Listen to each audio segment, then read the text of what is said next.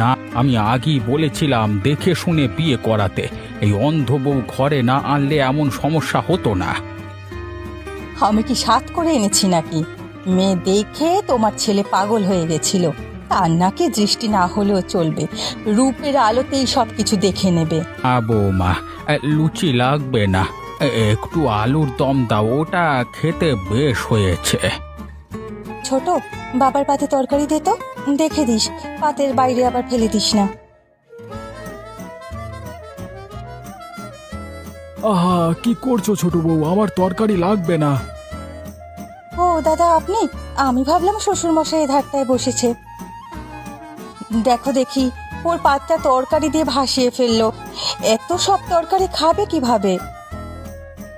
থাক বৌদি, ওকে কিছু বলো না, ও তো দেখতে পাইনি। বলবো না মানে? রোজ রোজ এক কাজ করলে কারোর ভালো লাগে? একটা কাজ যদি তোর বউ ভালোভাবে করতে পারতো। চলতে পারলেই চলা যায় মা। যে কাজগুলো ও করতে পারে না সেগুলো ওকে না দিলেই তো হয়। তাছাড়া তোমরা তিনজন মানুষ আছো, রান্না বান্না তোমরাই তো করতে পারো, তাই না? ইস, খেয়ে আর কোনো কাজ নেই আমার। এতগুলো মানুষের খাবার আমি একা তৈরি করতে পারবো না। কে একা রান্না করবে বৌমা? কাজ করলে সবাইকে সমানভাবে করতে হবে। কাজের ক্ষেত্রে আমার সংসারে কোনো ছাড় নেই, সবাইকে আমি এক চোখে দেখি। সবাইকে এক চোখে দেখলে তো ভালোই হতো মা, কিন্তু তেতো হলেও সত্য তুমি বৌদিকে বেশি ভালোবাসো। কি বললি তুই? তার মানে তোর বউকে আমি ঘৃণা করি? ওগো, শুনলে তুমি কি বললো তোমার গুণধর পুত্র? তুমি শুনলে? আমি নাকি তার বউকে দেখতে পারি না।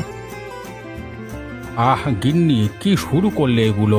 আমি আগেই বলেছিলাম দেখে শুনে বিয়ে করাতে। এই অন্ধ বউ ঘরে না আনলে এমন সমস্যা হতো না। আমি কি সাত করে এনেছি নাকি? মেয়ে দেখে তোমার ছেলে পাগল হয়ে গেছিল। তার নাকি দৃষ্টি না হলেও চলবে, রূপের আলোতেই সব কিছু দেখে নেবে। আহ মা, কি শুরু করলে সকালবেলা? একটু তরকারি নিয়েই তো যত ঝামেলা।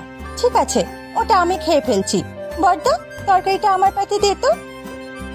না, তুই এটো খাবার কেন খাবি? এটা ছোট বউ খাবে। একেবারে উচিত কথা বলেছেন। ও করলো কেন এমন কাজ? আমি দেখতে পাইনি বৌদি। দেখতে না পারলে সংসার করতে এসেছিলে কেন? স্বামীর ঘর এত সোজা না মেয়ে, এখানে চলতে হলে সবকিছুর সাথে মানিয়ে নিতে হবে। ঠিক আছে, আমি না হয় এঁটোটাই খাবো, তবু আপনারা শান্ত হন তো। ধুর, নিত্যদিন এরকম ঝগড়াঝাঁটি আমার ভালো লাগে না, খাবোই না আর কিছু।